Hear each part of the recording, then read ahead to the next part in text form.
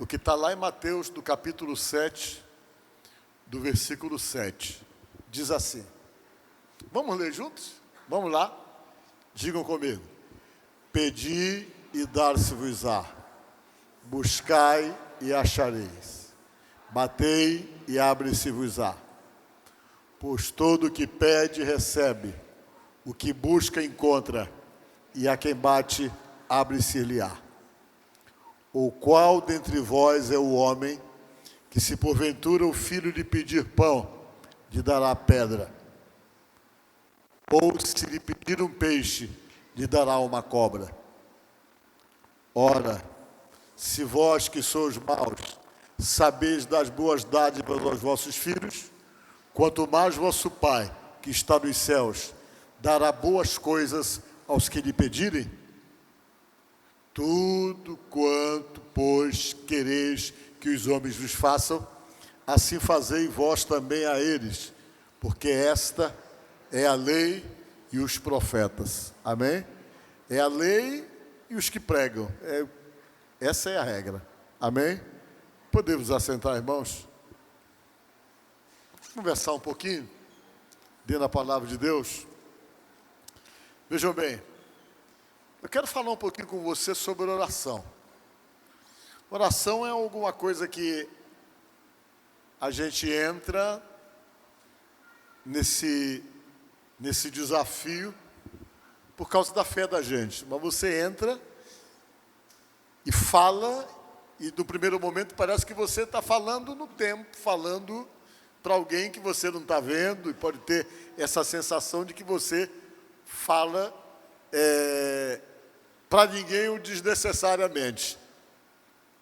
De repente isso pode passar pela sua mente, porque na nossa cabeça nós somos muito ligados ao mundo físico. Aquilo que a gente está vendo é praticamente o que se torna a base da nossa crença, o que nós estamos vendo. Mas nem tudo funciona pautado no que você vê. Eu já expliquei para vocês aqui que a fé em Deus é alguma coisa que nos move e, no entanto, ninguém aqui viu Deus, né? Nunca ninguém viu Deus, mas você é movido por uma fé que faz você crer naquilo que você nunca viu. Isso é a fé. E a oração também é você entrar numa sala especial, espiritual, onde você vai acreditar que você vai falar coisas que tem gente ouvindo você, interagindo com você, e que vai dar respostas para você. Era mais ou menos isso que Jesus Cristo queria falar para aquelas pessoas que ele estava conversando nesse lugar aí, que era lá no Monte das Bem-aventuranças, lá na beira do mar da Galileia. Ele reuniu um grupo de pessoas e começou a dar os ensinamentos que foi chamado de Sermão da Montanha, o Sermão do Monte. Entre as muitas coisas que ele falou de princípios éticos, morais, ele falou sobre a oração, que é exatamente o que nós queremos conversar com vocês agora. O Senhor Jesus estava pregando, e quando ele pregou, falou sobre muitas coisas, de repente ele entrou na oração. Ele chegou e disse: olha, gente, eu quero que vocês peçam, porque se vocês pedirem, vocês realmente vão ser atendidos, vai ser dado a vocês aquilo que vocês estão pedindo. Eu quero que vocês busquem, se for necessário, porque se vocês buscarem, vocês vão conseguir achar aquilo que vocês estão buscando, aquilo que vocês estão procurando. Eu quero que vocês batam, porque se vocês baterem, é uma reação que vai fazer alguma coisa se abrir, que porventura esteja fechado para vocês. E quando ele disse essas palavras, ele estava praticamente nos incentivando a entrarmos no mundo espiritual, numa situação aparentemente abstrata, mas que ele vem e desafia você para entrar. E além de você entrar exatamente nesse mundo, que é o mundo espiritual, você entre acreditando que algumas batalhas você vai ter, que você tem 3 estágios, 3 recursos nos quais você vai usar para não desistir do seu objetivo, tendo acima de tudo o entendimento que no final de tudo, de todos esses estágios da oração e da batalha, você vai obter uma resposta. E a primeira coisa que ele disse mandou você pedir. O que é pedir? É quando você chega e faz uma exposição da sua necessidade para Deus. Você chega e pede: Deus, olha, eu estou pedindo aqui, porque eu estou precisando.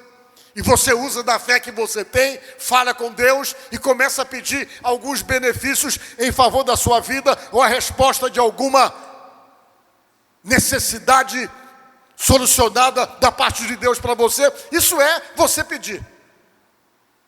Mas todas as vezes que você pede, significa o quê? Que as coisas elas não vão acontecer assim, sem nenhuma resistência, sem nenhum tipo de situação que vai se levantar contra, não.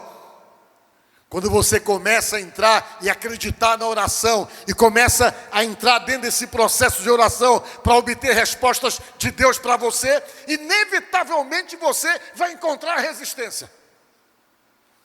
Porque você entra no mundo espiritual, em busca da ajuda de Deus, e baseado pelo que nós podemos entender pela palavra de Deus, nós temos todo tipo de resistência, todas as vezes que nós tentamos nos aproximar de Deus, e tentamos simplesmente estreitar essa aproximação, de alguma forma nós sentimos resistência. Por quê? Porque existe um lado oposto que luta exatamente contra tudo aquilo que se refere à tua busca, que vai dar uma resposta de Deus e que vai fortalecer a tua vida e o teu relacionamento com Deus. E essa resistência vem. Eu falei para vocês aqui sobre o Daniel, que orou, teve uma resistência tremenda. Aí você vai fazer o quê? Primeiro momento vai haver resistência. O inimigo se levanta e começa a criar dificuldades. Por isso que você pode prestar atenção, que todas as vezes que você ora em favor de alguém, ou que você ora em busca de um objetivo, comumente você pode perceber que em algum momento as coisas ficam difíceis. A situação parece que endurece, você percebe que você está orando em favor de um objetivo e muitas vezes acontece o quê? Que a coisa, em vez de melhorar, piora. E dependendo da sua percepção da batalha com respeito à luta da oração, você pode recuar. Porque as coisas pioram exatamente porque sempre tem uma reação do outro lado. É praticamente que nem essa lei da física. Em toda ação sempre há uma reação. Quando há uma reação do outro lado, contrário, que às vezes as coisas começam a acontecer contrário a tudo aquilo que você está pedindo, baseado pela palavra de Deus, você já está tendo motivo para se animar, para se alegrar. Por quê? Porque você está indo na direção certa, exatamente porque no mundo espiritual se formam resistência, exatamente para intimidar você, para fazer você parar. E quando isso acontece, você pode dizer que você entrou na luta, na batalha da oração, onde somente pedir não vai ser o suficiente. Você vai entrar então no estágio exatamente da busca. E quando você entra no estágio da busca, você não pode desistir. Por quê? Porque você vai encontrar, direcionado por Deus, os caminhos para poder atingir aquele objetivo. E é na busca que você vai encontrar alguma coisa como resposta de Deus, que vai te dar uma luz e um direcionamento para você não parar, mas continuar lutando em busca daquilo que você está querendo. E quando você entra na busca, Deus começa a preparar você. Porque às vezes existem alguns impedimentos com respeito à tua oração, que pode ser questionado pelo inimigo, na qual Deus vai adequar você completamente dentro dessa busca. E enquanto você ora, de alguma maneira Deus vai estar trabalhando em você para poder quebrar as tuas resistências, para poder quebrar aquilo que realmente ainda existe em você, que cria uma situação de resistência à oração que você está fazendo. E Deus então começa a trabalhar nessa busca, uma mudança, alguma coisa que Deus acha necessário quebrar, esmiuçar em você, para poder exatamente não haver resistência naquilo que você está buscando. A Bíblia diz uma coisa interessante, que os nossos pecados formam uma barreira entre nós e Deus para que Ele não nos escute. Aí você para e diz, poxa, então eu não vou ser ouvido nunca. Porque não me falta pecados. Exatamente. Mas os pecados que Deus fala são exatamente os pecados não confessados. Todo mundo que está aqui tem uma natureza pecaminosa sem nenhuma exceção. É por isso que a gente precisa de Deus e de Jesus, por conta dessa nossa natureza. Mas o fato de ter uma natureza pecaminosa não quer dizer que você não possa lutar com coisas que você consegue detectar em você mesmo, que Deus dá até a revelação, que pode ser exatamente algo que esteja criando algum tipo de entrave com respeito exatamente à tua busca, para que você não encontre a resposta que você esteja querendo. Às vezes Deus diz, olha, da tua busca implica o fato que você tem que quebrar esse orgulho. Você para, eu quero isso, eu estou buscando, e para eu encontrar eu tenho que quebrar o meu orgulho. Aí você vai quebrando o orgulho. Vocês lembram daquela passagem do Naamã, que está lá no capítulo 5 do livro de 2 Reis, eu acho? Que Deus teve que mandar ele descer no rio para mergulhar 7 vezes, criando nele um processo de busca e de quebra da resistência dele, porque ele era um camarada extremamente orgulhoso e arrogante. Deus precisava quebrar aquilo para poder dar uma resposta de cura para ele, do que ele estava querendo. Pois é, Deus às vezes trabalha na gente para poder quebrar coisas. É na busca que Deus vai, interage com você e diz, olha, você está precisando ser um pouco mais paciente. Você está querendo uma resposta minha e está em oração? E dentro desse processo, você entrou no processo de busca, e nesse processo de busca é necessário que você vá simplesmente resolvendo algumas coisas relacionadas a você, para eu poder te dar a resposta da oração. Você precisa ser menos briguento. Você precisa parar de ser encrenqueiro. E Deus então vai revelando coisas para que nessa busca você consiga encontrar, em cima exatamente de se permitir determinadas mudanças que estão dentro do processo dessa busca de melhora, para poder você encontrar a resposta que você está querendo. Por que Deus pede isso? Porque a Bíblia diz que o diabo é acusador. Aliás, o nome significa acusador. Ele olha cada imperfeição, cada defeito, para poder justificar o fato de que você não tem direitos. Ele usa desse expediente, a Bíblia deixa bem claro isso. Foi isso que ele fez quando chegou diante de Deus, estava requerendo o direito de exercer domínio sobre a vida do apóstolo São Pedro. Ele sabia que o Pedro era temperamental, que o Pedro era nervoso, era um camarada grosso. Um sujeito que achava que tudo tinha que resolver na pancada. Chegou um momento em que o diabo começou a olhar para ele e percebeu que na vida dele havia brechas e mais brechas que dava a ele o direito de poder realmente exercer algum tipo de influência sobre a vida do Pedro. E diz a Bíblia que o diabo apareceu diante de Deus para poder questionar e dizer assim, tu está protegendo esse camarada. Você está passando pano nele, que é o que as pessoas falam hoje.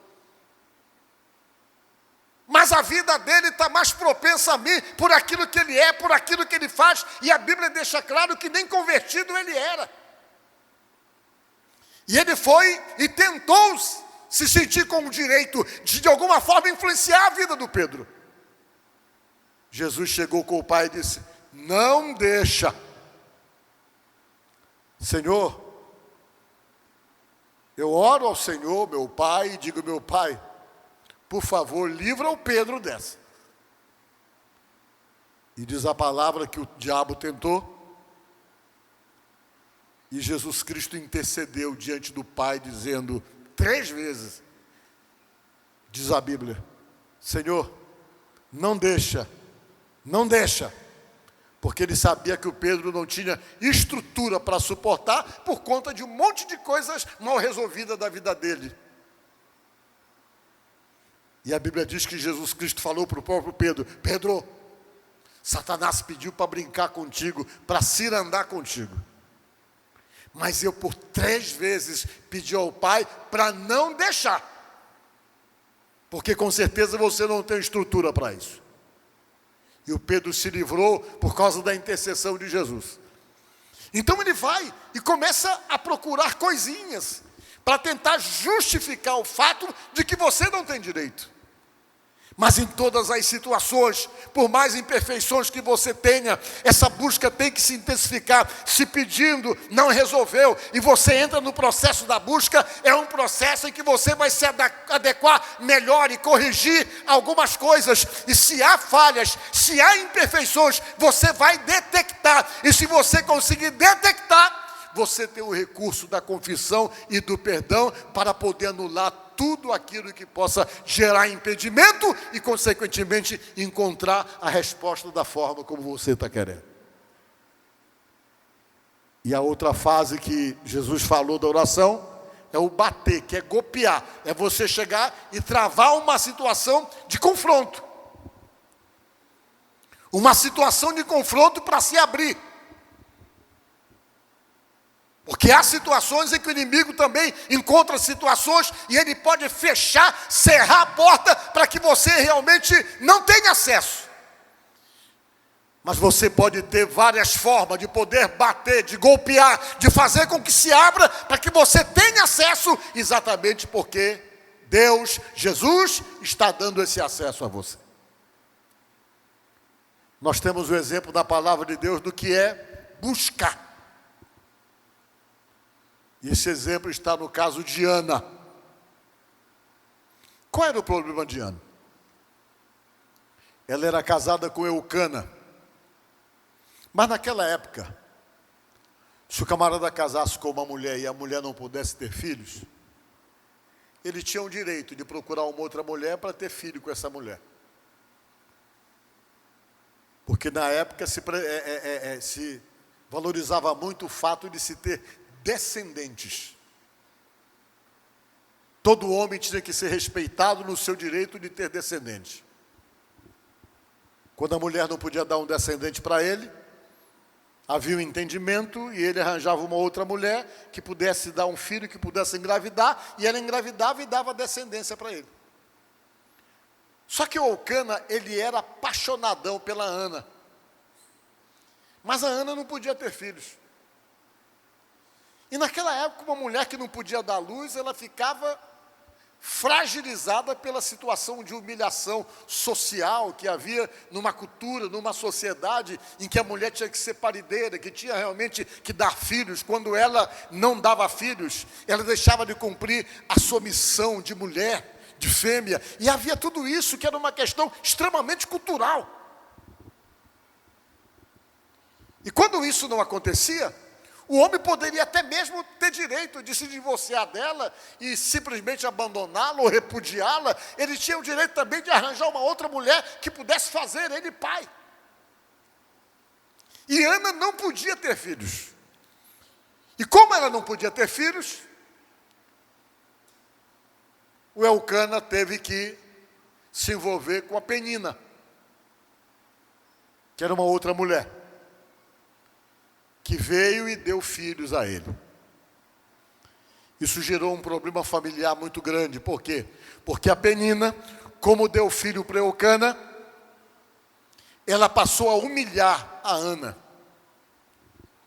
Ficava depreciando a Ana. A Ana começou a viver debaixo de humilhação. Ela já estava no opróbrio de viver uma situação onde culturalmente ela era uma mulher pela metade, ela era uma mulher questão cultural do lugar totalmente imprestável, que não cumpriu a missão máxima, que é o mais importante de uma mulher, que é poder procriar, poder dar filhos, e aquilo colocava ela em uma situação social e cultural muito humilhante, de viver aquela situação debaixo de humilhação, e constantemente diz a Bíblia que a Penina vinha e jogava na cara dela, e humilhava ela, depreciava ela, e colocava ela numa situação muito delicada, de humilhação, unicamente porque ela não conseguiu dar um filho para o Eucana. Diante dessa situação, ela resolveu apelar para a oração. Quando ela viu que a situação dela era uma situação difícil, uma situação complicada, ela foi pedir para Deus a solução das coisas. E ela foi pelo caminho, que era um caminho que a gente procura ainda hoje, quando a gente percebe que a gente não tem mais o que fazer, quando as situações perdem ou saem completamente do controle para nós, da nossa vida. A Bíblia nos ensina para você ir orar, para você ir falar com Deus e buscar uma resposta de Deus, porque a Bíblia deixa claro para nós que não há impossível para Deus, que quando você ora, Deus pode atender, quando você busca, Deus vai te dar resposta, e você não está falando ao vento, falando por falar. A Bíblia ensina que quando você ora, você realmente se reporta diretamente para Deus, de acordo com aquilo que está como fé no seu coração. Na quinta-feira retrasada, eu expliquei para vocês que existe uma diferença entre rezar e orar. Eu vou explicar de novo, que pode ser que algumas pessoas não estivessem aqui. E rezar não tem nada de errado, não. Funciona também.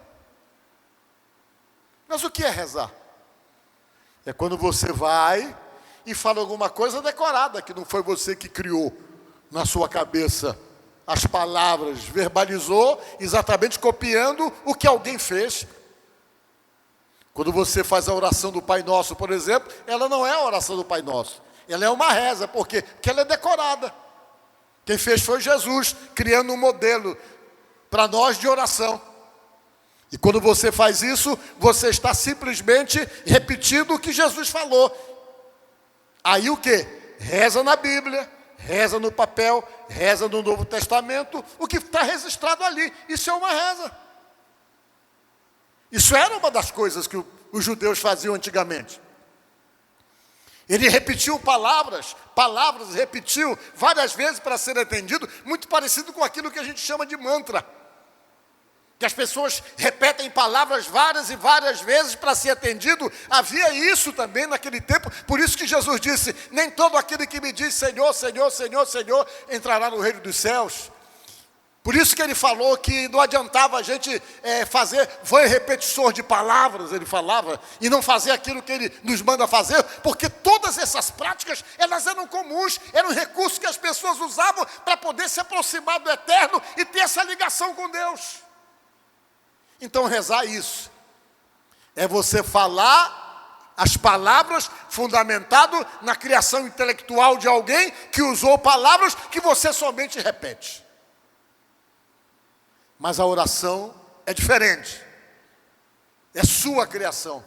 É aquilo que você fala para Deus, movido pelas suas emoções, pela sua necessidade. É quando você chega e abre o coração, você não tem nenhuma palavra decorada ou definida para dizer, você simplesmente é levado a verbalizar de acordo com a necessidade que você tem. Você fala como fala com amigos, sem nenhuma palavra premeditada ou decorada, mas você deixa a sua alma se derramar, se abrir diante de Deus. Isso é oração. Isso é oração. E é um recurso poderoso. E a Ana, ela estava exatamente passando essa necessidade e ela resolveu fazer o quê? Orar a Deus. E ela fez isso como? No templo. Ela foi na casa de Deus. Quando ela chegou na casa de Deus, ela se jogou no chão e começou a falar com Deus. Senhor, me tira dessa humilhação. Eu preciso ter um filho. Se o Senhor realmente me der um filho, eu vou sair dessa situação de opróbrio, de humilhação, de desconsideração que eu estou vivendo. E diz a Bíblia que ela começou a buscar. Talvez ela já tinha pedido muitas vezes, mas nesse dia ela resolveu buscar. E quando você busca, você vai atrás de encontrar o meio e a resposta. Você vai atrás da resposta que você não conseguiu somente pedindo. E ela foi atrás dessa busca, e dentro dessa busca tem um monte de coisa que você pode fazer quando você entra no processo de busca. E uma das coisas que você faz no processo de busca se chama voto. Diga comigo, voto. É a mesma coisa que promessa. Só muda o nome. É quando você chega e resolve fazer um voto com Deus. Você está dentro de uma busca incessante de oração para obter resposta de alguma coisa. Você chega diante de Deus, começa a buscar, e naquela busca você se apresenta a Deus e diz: Senhor, eu faço um voto, prometo que se o Senhor realmente me der a resposta dessa oração, eu vou fazer isso, eu vou fazer aquilo outro. E você faz uma promessa, mas a Bíblia diz para você não fazer voto de tolo. O que é voto de tolo? É aquele tipo de voto que você pode fazer, que depois você não pode cumprir. Porque a Bíblia diz que é melhor não votar do que votar e não cumprir, diz a palavra de Deus. É melhor não fazer promessa do que fazer promessa e não cumprir a promessa. Era isso que Deus quis dizer. E ela foi lá. E quando ela estava no auge do desespero dela, ela não aguentava mais aquela situação de humilhação, e ela sabia que a única forma dela encontrar uma resposta seria como? Seria buscar isso, e ela sabia os recursos pelos quais ela poderia buscar. Ela fez a opção do voto. Tem gente que faz a opção de jejum, tem gente que faz outras opções em busca de alguma coisa, e tem muitos recursos pelos quais você pode usar para poder entrar nesse processo da oração que nós chamamos busca. E ela começou a orar, chorando muito na oração dela. E diz a palavra de Deus que o pastor chegou e viu ela jogada lá no chão chorando. O sacerdote Eli. Ele olhou para ela e fez um pré-julgamento e disse para ela: mulher, te aparta desse teu vinho, tu está bêbada? Você está bêbada? É isso que está acontecendo com você? Você bebeu? Está maluca? Está aí jogado no chão, chorando que nem um bezerro desmamado, desesperada. Ela disse que ela não estava bêbada, mas também ela não deu muita resposta para o pastor. Ela falou com Deus, e dentro do que ela falou, ela fez um voto: Senhor, se o Senhor me der um filho, um menino, eu quero um homem, eu prometo ao Senhor que depois que ele nascer e for desmamado, que já para poder realmente ser cuidado por qualquer outra pessoa, eu não vou ficar com ele. Eu vou devolver ele para o Senhor. Assim que ele não mamar mais, que não tiver mais dependência minha, eu vou trazer esse menino e vou deixar ele morando aqui dentro do templo, para ser teu servo. Mas eu quero que o Senhor escute a minha oração. E esse é o voto que eu faço da minha busca. Eu vou deixar esse menino aqui, na hora que ele nascer. E diz a palavra que ela chorou muito e foi embora para casa, depois que ele estava ali para um momento de adoração. Depois de um certo tempo, que o menino já tinha crescido, ela voltou. Quando ela voltou, olha o que ela falou para o pastor. Passou-se o tempo, menino nasceu, ficou grandinho, já dava para liberar o menino. Ela voltou lá no templo e o pastor estava lá, o sacerdote ali. Ela disse: Ah, Senhor, ah, meu Senhor, tão certo como vives, eu sou aquela mulher que aqui esteve contigo orando ao Senhor. Por este menino orava eu, e o Senhor me concedeu a petição que eu lhe fizera. Diga glória a Deus. Ela foi lá entregar o menino. E esse menino que ela entregou lá no templo se tornou um grande profeta chamado profeta Samuel. O último juiz, praticamente, que nós temos conhecimento. Foi o profeta Samuel. Se tornou um homem muito importante, mas foi resultado de uma oração e de um voto que ela fez com Deus Todo-Poderoso. Amém? Por que eu estou pregando isso para vocês hoje? Para dizer para você que quando a gente pede e não está tendo resposta, a gente começa a buscar. Começa a buscar para poder romper com todos os impedimentos que surgem nessa trajetória de busca. E dentro dessa trajetória de busca está exatamente o quê? O voto que eu quero falar com vocês. Talvez você esteja aqui há algum tempo pedindo alguma coisa para Deus e não recebeu. E Deus está querendo colocar você dentro de um processo de busca, semelhante como esteve Ana. Alguma coisa que te comprometa, que faça você se dedicar mais, para você poder obter alguma resposta de Deus. Descubra que voto você pode fazer para Deus. Alguma coisa que você possa cumprir, que possa simplesmente mostrar o teu desprendimento e a tua disposição de realmente obter resposta de alguma coisa que você vai buscar. Faça um voto com Deus e acredite que o voto que você vai fazer vai estar dentro desse processo de busca e que vai gerar uma possibilidade de você encontrar aquilo que você está buscando como resposta para a sua própria vida ou como bênção da qual você tem necessidade. E esses são os recursos da oração. Às vezes, tem processo da vida da gente que a gente tem que entrar numa busca mais profunda. Tem hora que tem que buscar mesmo, porque é buscando que certas barreiras são quebradas, certas resistências são simplesmente minadas e totalmente diluídas pelo poder de Deus, quando você vai encontrando uma forma de agir dentro desses recursos que são ensinados pela palavra de Deus. Então você que está aqui, que está querendo alguma coisa, alguma resposta, faça um voto com Deus hoje. Se você quiser. Faça um acerto de voto, de alguma coisa que seja com você, que vai ajudar realmente otimizar essa sua relação com Deus, essa sua relação com Cristo.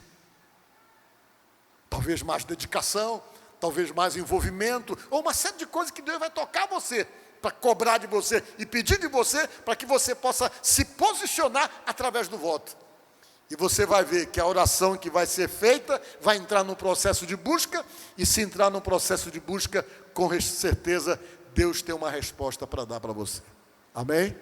Então pensa nisso, e que Deus possa nos fazer encontrar aquilo que nós estamos buscando na presença dEle. Amém? Que Deus te abençoe.